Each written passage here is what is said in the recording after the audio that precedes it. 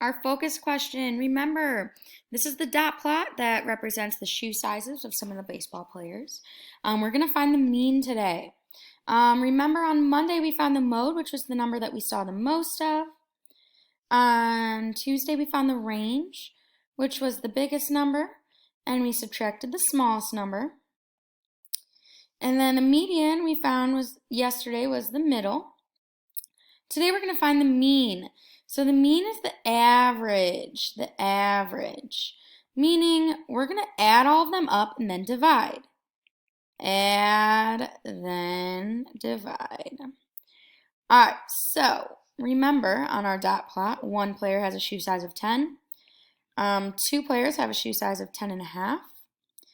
11, 11, 11, 12, and 12. Let's put them in order from least to greatest here. Alrighty, so we have a 10 and a half, another 10 and a half, 11, 11, 11, 12, and 12. Now if we add them all up, let's take a look. So you can use a calculator for this.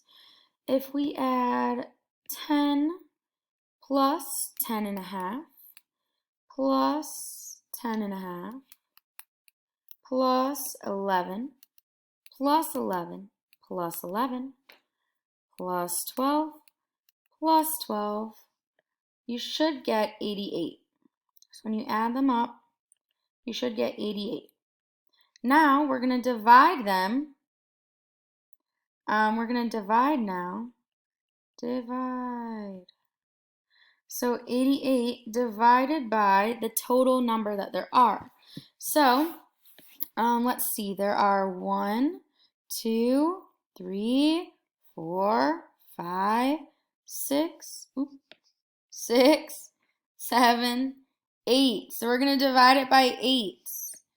Well, 88 divided by 8, hopefully we remember, is 11.